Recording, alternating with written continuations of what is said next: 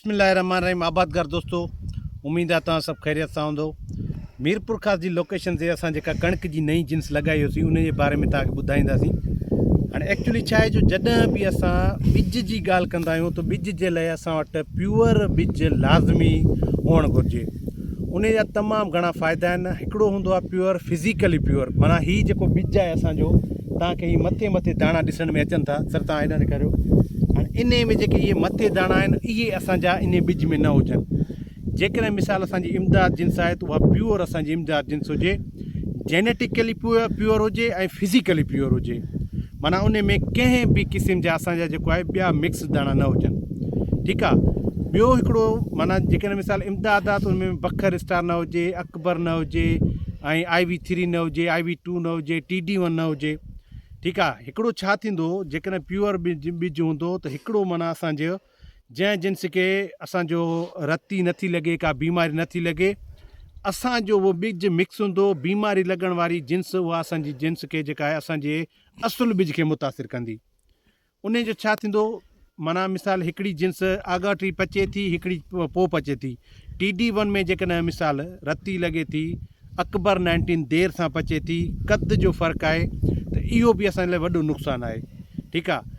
अॼु जेकॾहिं हिकिड़ो मिसाल दाणो या हिकिड़ो संग असांजो मिक्स आहे त सुभाणे जेकॾहिं उहो संग असांजो हूंदो त इहो 50 संग ठाहींदो। 50 दाणा जेकॾहिं हिकिड़े संग में हूंदो आहे त उहो 50 टिलर ठाहींदो। ठीकु आहे। या अञा उन खां मथे ठाहींदो। त इन हिसाब सां प्योर जिन्स हुअणु असांजो लाज़मी आहे। हीअ असांजी जिन्स तव्हांखे ॿुधाए त क़द जी नंढी आहे। ठीकु आहे। रेज़िस्टेंट आहे। इन में कंहिं बि क़िस्म जी रती जो क़िस्म कोन थो लॻे। ठीकु आहे। उन खां अलावा बहितरीनु खाइण जी क्वालिटी अथसि ऐं अर्ली मैच्योर आहे। हीअ असांजी पोकी थियल आहे 2 नवंबर 2025 ते। अॼु आहे 25 या 24 जनवरी 2026।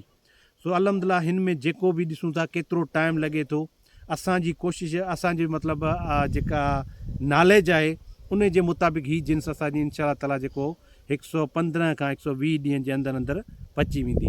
हिन में ॾाढी असां महिनत कई आहे। हिन में कुझु दाणा जेके रोगिंग जा आहिनि या कुझु मिसाल जेके संग आहिनि उन्हनि खे असां कंदासीं। अॼु असां आयासीं हिते ॾिठोसीं कुझु मतिलबु हले थी, वाटर जी खाटी वग़ैरह हले थी, त हारी वग़ैरह कोन हुया मां फ्री।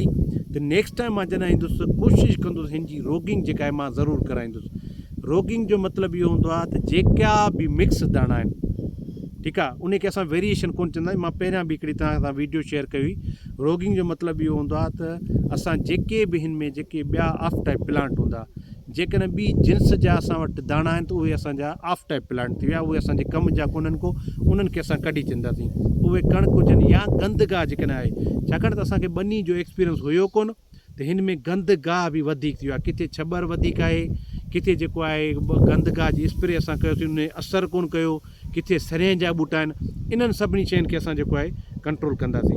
इंशा अल्लाह ताला तव्हां सां वक़्फ़नि फ़वक़फ़नि हिन जिन्स जे बारे में असां तव्हां सां पंहिंजी इंफॉर्मेशन शेयर कंदासीं। तव्हां सभिनी वॾी महिरबानी।